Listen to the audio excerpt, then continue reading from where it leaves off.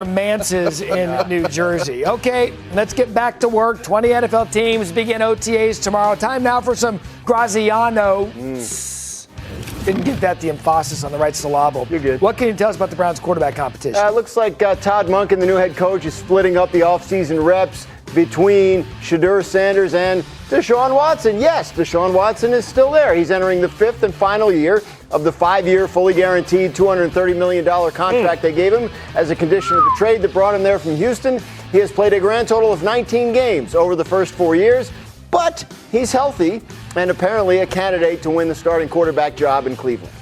I love this topic because we think that maybe even IT looks skeptical. Do you think he can be Silly successful? me. I'm just looking at the stats. Okay, first of all, Deshaun Watson was a great quarterback in 2020 at 33 touchdowns and 7 interceptions. That was 6 years ago. Dan mentioned he's played 19 games. He didn't tear his Achilles tendon once, which is a catastrophic injury for quarterbacks. He did it twice. He played 7 games 2 years ago. If the four of us were running the Cleveland Browns and we had to feed our family based on the reasonable likelihood of good quarterback play, that is not the fact pattern we would be basing it on. No, but if we were trying to feed our family, we probably also wouldn't have signed that contract and made a trade that we did. Why not go with Shedeur Sanders, where he showed some flashes as a rookie? He has high upside. If I was running the Browns, why not go because with you paid him the money.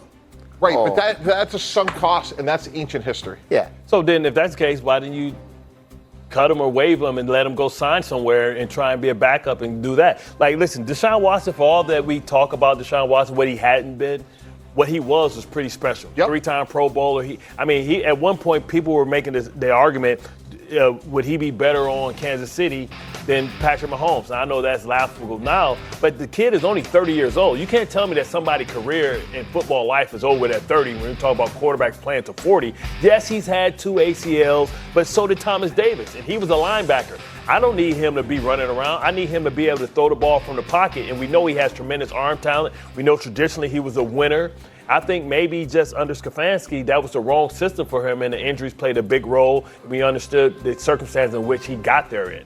It was the wrong system for a guy that's always hurt to be successful in. That's true. Like, he hasn't been healthy. He hasn't been on the field. He led the league in passing yards 6 years ago and has barely played since. If the Browns and he's on the team because he has to be, because the money's guaranteed. Yes. I mean, to answer your question, why not cut him? Got to pay him $46 million no matter what. And right now they've restructured that contract so much that they cut him, the dead money cap hit would be well over $100 million. So they're stuck with him. Maybe they're hoping he plays well in the preseason. Somebody trades something for him. I don't know, but I think it's like if we can get something out of this guy before the end of this, franchise-crushing contract that we handed out, great. Do you know the history of we all know aware of the history of the Cleveland Browns, right? Sure. Nothing good ever happens to them. What can be the worst thing than Deshaun Watson taking $230 million and then ball out on his way out the door, and you know you can't re-sign him because of what he's done the years before? That is perfect Cleveland drama. That is sadly true. All right, we're going to leave that one there because we're just 8 days away from June 1st, which is significant I believe in you, Deshaun. in the NFL. Graziano, it's on this one, A.J. Brown. Yeah, next week after June 1st, the expectation continues to be that the Eagles will trade wide receiver A.J. Brown. The Patriots continue to be viewed as the most likely destination. They waiting till after June 1st because it allows them to spread the dead money out over this year and next year, whereas if they made the trade before June 1st, they couldn't do that. They'd have to take a huge dead money hit this year, probably cut and restructure some contracts that they don't want to do. So I would say that we're sitting here this time next week. We're talking about being on the verge of an A.J. Brown trade, likely to the New England Patriots. All right, so we're going to keep it quarterback because is this going to be addition by subtraction for Jalen Hurts this season? I believe so, and I think the last example we saw of that is when the Bills moved on for Stephon Diggs. I think, this is telling Jalen Hurts, this is your team, but you better show that you can produce. This is a great opportunity also for Devontae Smith to prove that he's a number one receiver. Like sometimes, when you have a receiver that's asking for the ball, the divas, right, it distracts the quarterback in the floor of the offense. And maybe you can't run the offense because you got to, cater to his ego. When you have a team of good players, not great players, the ball goes where the defense dictates. So now it makes it harder to defend when there's no definite number one, but we think Devontae Smith can be that number one. There was the timing of that article that came out earlier this offseason on ESPN.com about Jalen Hurts specifically, especially with the A.J. Brown stuff going on. So you're a front office, you're the GM, you get rid of the very talented receiver, you put it on the quarterback's shoulders. Is it all or nothing for Hurts coming into the season? I don't know if it's all or nothing, but it's a really high bar in Philadelphia. We saw him replace Carson Wentz. They have a player behind him in Tanner McKee that they like. And I'm not suggesting that Tanner McKee's going to replace Jalen Hurts, but the concern I have is the size of the Philadelphia receivers. We have a graphic here. If you think about the receiver position guys as a basketball team, A.J. Brown's your power forward at 226 pounds. Now, look, Devontae Smith could be a number one, but look at the weight difference between the next biggest receiver. Last year, Jalen Hurts averaged 10 attempts per game throwing between the numbers. That was 28th in the league, thanks to Rias.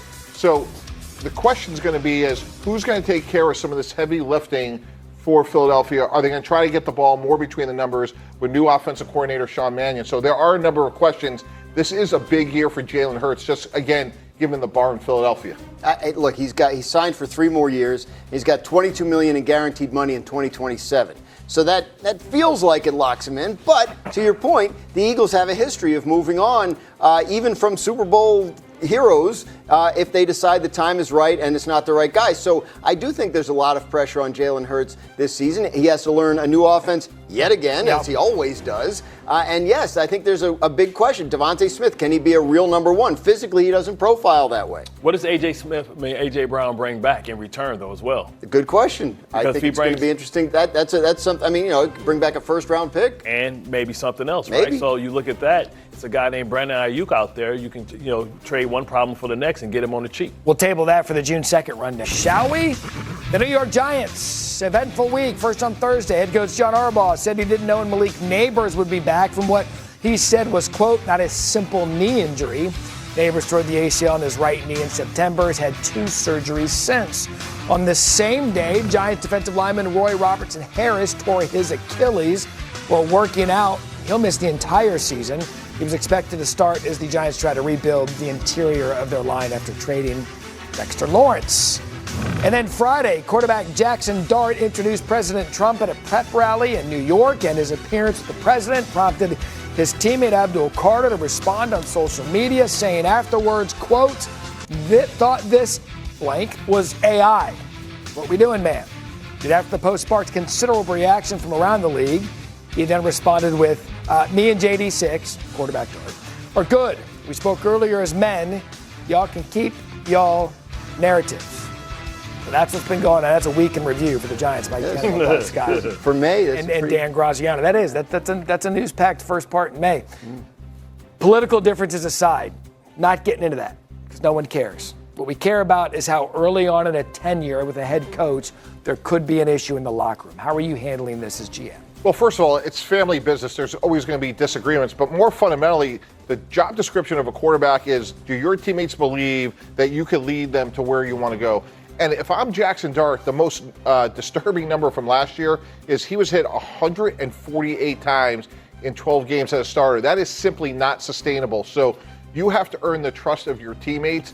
It starts in the offseason, but at the end of the day, they have to believe, can this guy take us to a championship level? So, Bart, you get in the locker room, you got a new head coach, and you guys, we talked about this extensively this morning, that the foundation of a football team is in the locker room, a sanctuary that no one from the outside should see. Yeah. This is a challenge early on for Harbaugh to build that foundation in the locker room. Yeah, that's what, being a new coach and the first time, being in New York, and you're trying to cultivate a culture and build.